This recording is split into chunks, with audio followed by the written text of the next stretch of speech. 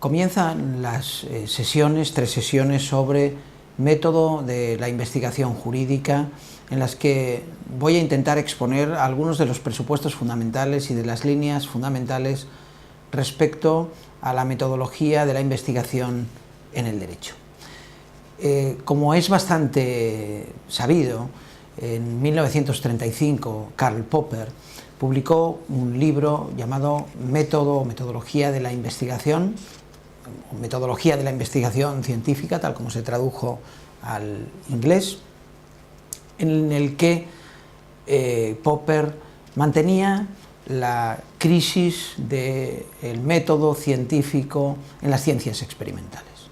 Él afirmaba que en las ciencias experimentales se había presupuestado como fundamental la idea de que el conocimiento empírico estaba fundado en la inducción y que la mera inducción permitía la formación de leyes, fundamentalmente de leyes causales, pero de leyes científicas.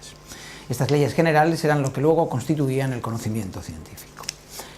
Es evidente que esta cuestión había sido objeto de debate en las décadas anteriores y prácticamente en el siglo XIX, en los fines del siglo XIX y principios del siglo XX, por la filosofía neokantiana, en la que el debate sobre las ciencias del espíritu, posteriormente ciencias sociales y las ciencias experimentales, había sido uno de los puntos fundamentales en la perspectiva de la teoría del conocimiento. Popper, sin embargo, mantenía unas matizaciones específicas a partir de las cuales consideraba que el conocimiento inductivo no era en realidad suficiente para mantener una ley científica válida en la perspectiva de la ciencia. Era necesario establecer una falsación de esa ley a través de un método deductivo. Esto es, la inducción no era necesaria, no era suficiente, era necesario también una falsación, por tanto, lo que él denominaba la teoría de la comprobación o una teoría deductiva de la comprobación de la ciencia o del conocimiento científico.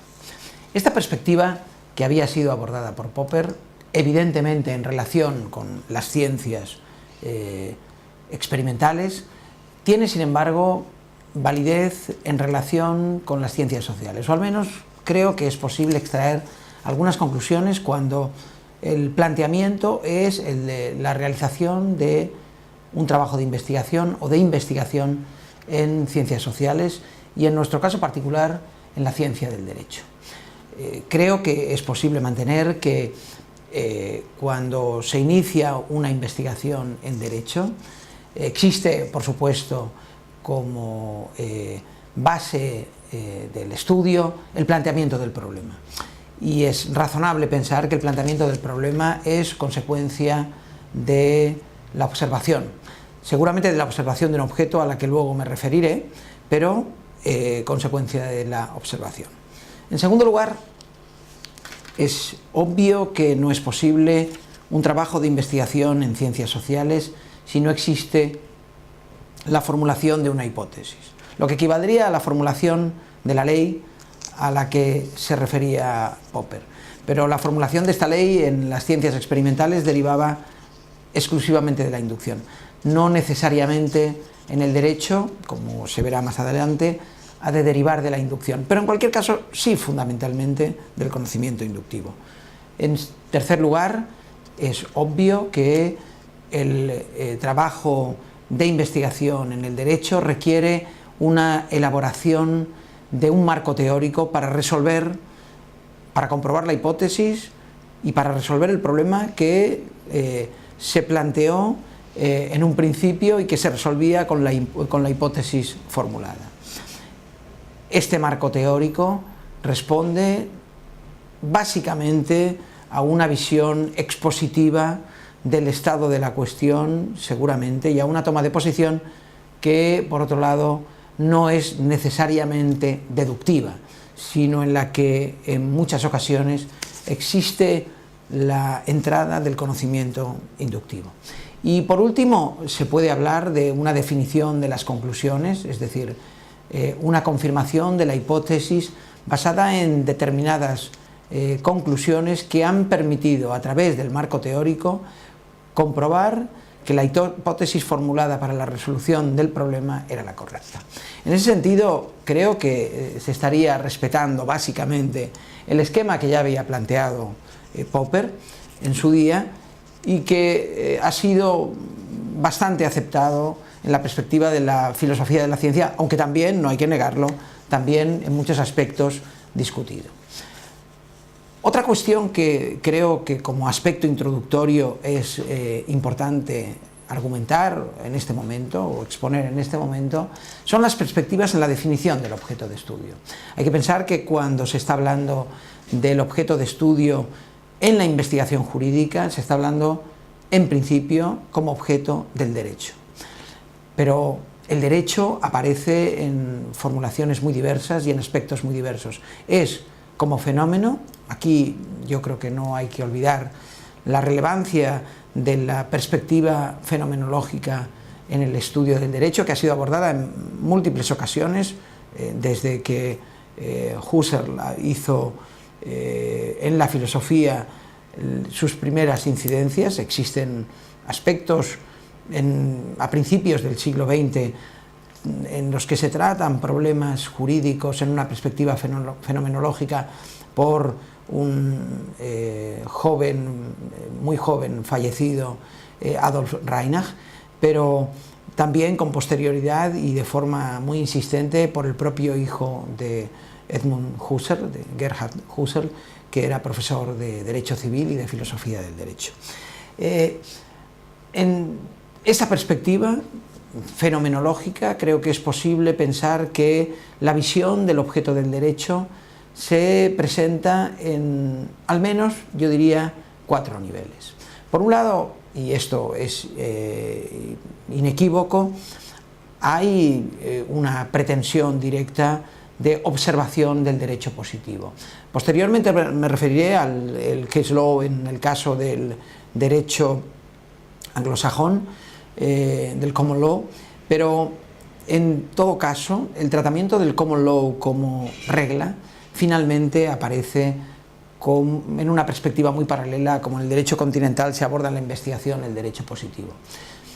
En todo caso, cuando se hace referencia a la cuestión del derecho positivo, no es posible dejar de lado que hay aspectos de debate sobre la aplicación del derecho positivo que tienen incidencia muy particular en la investigación jurídica. Creo que en ese sentido no deja de tener relevancia como una cuestión paradigmática el estudio o la cuestión de la analogía, de la aplicación analógica de la ley, pero también del conocimiento analógico. En segundo lugar, creo que es posible establecer una referencia muy clara al estudio de las instituciones, esto es, el objeto de la investigación jurídica, en esa perspectiva a la que me estaba refiriendo antes, puede ser una institución jurídica determinada en facetas diversas que no implican necesariamente o exclusivamente el estudio del derecho positivo. En un cuarto nivel es posible pensar como foco y por tanto como objeto del estudio del derecho o de la investigación jurídica, las decisiones de órganos competentes en la aplicación del derecho. Es obvio que en este caso tienen una primordial preferencia las decisiones de los tribunales, pero no solo las decisiones de los tribunales, sino las decisiones de otros órganos con competencia en la aplicación del derecho. En ese sentido, el derecho público moderno, y muy particularmente el derecho administrativo, ha establecido una ampliación del objeto de observación en la medida en que los órganos de la administración pública, y no solo los órganos de administración pública, sino también la existencia de órganos consultivos, presupone la fijación como objeto de decisiones o de opiniones jurídicas diferentes de las decisiones de los tribunales. Y por último, es posible establecer como perspectiva en la observación del fenómeno la de los casos. Como decía antes, esto puede tener una incidencia especial en el case law, en el common law, en el derecho anglosajón, pero no hay que olvidar tanto, por una parte, las aportaciones modernas de la tópica jurídica, fundamentalmente desarrollada en las últimas décadas por Theodor Fichte, pero también por la utilización del caso o el grupo de casos, aquí posiblemente también con la tópica, como elementos de confirmación de la hipótesis. Pero posteriormente me referiré a estas cuestiones que tienen más que ver con el desarrollo específico de los estudios en la investigación jurídica. Por otra parte, sería ciertamente confuso dejar de lado la influencia que en el método de investigación en el derecho tiene la perspectiva del método de determinación del derecho. Es sabida la muy conocida descripción de los elementos de la interpretación del derecho de Savigny, y que pretendía establecer criterios exclusivamente de interpretación, lo que podría denominarse de una forma, a mi juicio, más precisa, determinación del derecho. Pero no solo afectan la determinación del derecho, presuponen también focos de atención y perspectivas de visión en la investigación jurídica. Me referiré a estos elementos de Savigny como criterios.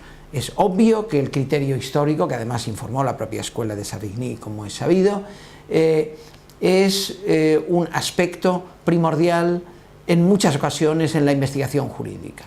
El estudio de instituciones o el estudio del derecho positivo y, por supuesto, el estudio de decisiones judiciales se establece con mucha frecuencia a partir de un encuadramiento histórico del problema.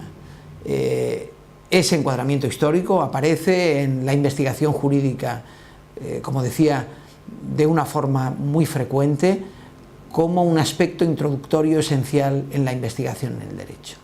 Pero por otra parte no hay que olvidar, y como digo en alguna de las otras sesiones me referiré a ello, al análisis propio de la historia del derecho, donde, insisto, existe también una confluencia con la metodología de la historia. Por otro lado, no puede dejarse de lado el criterio gramatical. El criterio gramatical aparece como elemento fundamental en estudios de investigación sobre el derecho positivo. Es cierto, sin embargo, y posteriormente me referiré de un modo breve a ello, que el elemento gramatical ha caído en un cierto, podríamos decir, desprestigio, llevado tanto por un predominio moderno del criterio teleológico, pero también por una fuerte en la investigación jurídica de la hermenéutica, como criterio, como método de interpretación de los textos. El criterio gramatical no es, por tanto, un criterio a dejar de lado, especialmente cuando en algunas parcelas del derecho, como el derecho penal o todo el derecho sancionatorio, el principio de legalidad actúa como una garantía, pero es obvio que ni siquiera en el derecho sancionatorio, ni siquiera en el derecho penal, la interpretación hoy por hoy se reduce al significado específico de las palabras en el uso habitual de las mismas. Por otro lado, habría que hacer una referencia al criterio sistemático. El estudio de instituciones en la investigación jurídica implica al menos como un primer paso, sino como un paso fundamental, el marco de la institución o el encuadramiento de la institución dentro de un marco que es el propio ordenamiento jurídico. Es cierto que aquí, en el estudio de una institución, es preciso atender especialmente a los límites de ese marco que se intenta establecer. El estudio de la hipoteca como institución jurídica puede fijar como un marco general de su desarrollo el derecho civil de un Estado determinado o todo el ordenamiento jurídico del Estado. Es evidente que un estudio especializado de la hipoteca se encuadra por lo general de una forma más clara en un marco delimitado al orden civil, sin dejar de lado, por supuesto, aquellas referencias en las que el ordenamiento jurídico civil tiene una dependencia y una interrelación con otras áreas del ordenamiento. Y por último, como decía, el criterio teleológico, que hoy por hoy es un criterio predominante. Yo les podría indicar a los oyentes al menos dos ejemplos a ese respecto. Por una parte, me parece que es relevante en esta perspectiva del criterio teleológico la moderna evolución del derecho penal. Sugiero un ejercicio muy leve para observarlo. Si uno busca la teoría de la pena en un manual español o de lengua española de principios del siglo XX, se encontrará con que las teorías de la pena con mucha frecuencia se encuentran cuando comienza la teoría de las consecuencias jurídicas. Hoy por hoy el criterio predominante es todo el sistema de la teoría del delito ha de estructurarse en torno a la teoría de la pena. Es más, aspectos que tienen que ver con la forma en la que afectan los principios constitucionales en el derecho penal tienen que ver con la teoría de la pena, porque hay una implicación de la teoría de la pena también en la Constitución. Esto es, sin duda alguna, una clara o un claro efecto del criterio teleológico, del principio teleológico en la propia formación del sistema del derecho penal. Un segundo caso, que expondré más brevemente, es la aceptación de la teoría de la imputación objetiva del resultado en la jurisprudencia de los tribunales civiles. Es sabido que la teoría de la imputación objetiva es una creación de Larens en su escrito de habilitación sobre la teoría de la imputación en Hegel, publicado en los años 20 en Alemania. Y como es evidente, si lo escribió Larens, era un escrito filosófico dirigido al derecho civil.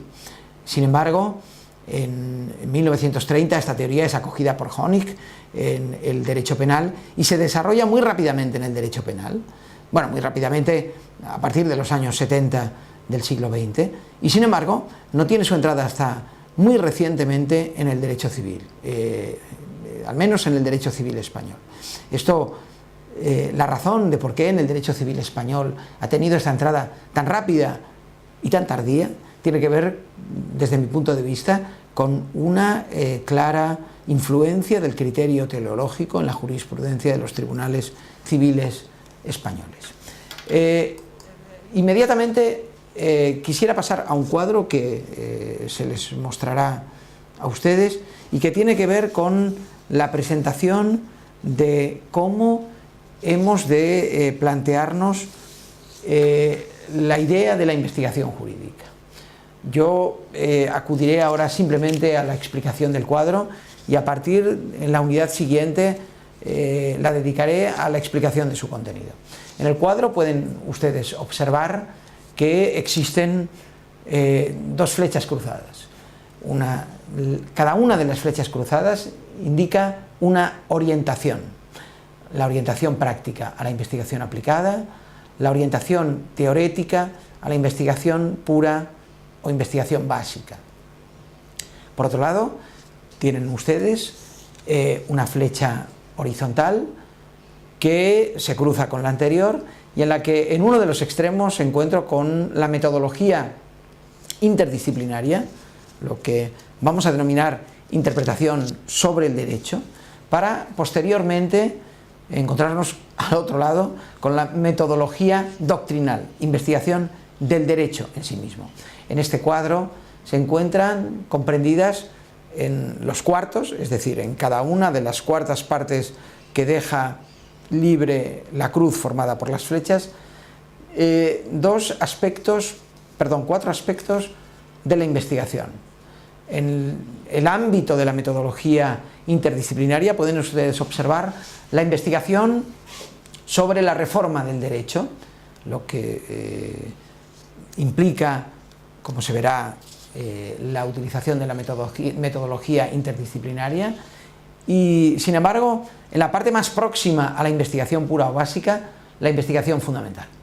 En el lado contrario, es decir, en el lado en el que se encuadra la metodología doctrinal, encontrarán ustedes en la parte inferior, es decir, más cerca de la orientación teórica, de la investigación pura o básica, la investigación teórica del derecho, mientras que en el lado superior encontrarán una investigación expositiva, o lo que se denomina por algunos autores investigación expositiva. Les insisto que en la unidad siguiente les explicaré el cuadro. Ahora aprovecho simplemente para indicarles que este cuadro no es del todo original. En realidad el cuadro es un cuadro que surge a partir de los estudios de Arthurs en 1983 sobre la investigación jurídica en Canadá y que Chenoweth en el año 2008 estructura de una forma similar a como lo he hecho yo en la diapositiva que pueden ustedes contemplar. He hecho, sin embargo, algunas modificaciones. A las modificaciones me referiré en la unidad siguiente con la explicación del cuadro y de cada uno de los conceptos contenidos con él. Por tanto, hasta la siguiente unidad. Muchas gracias.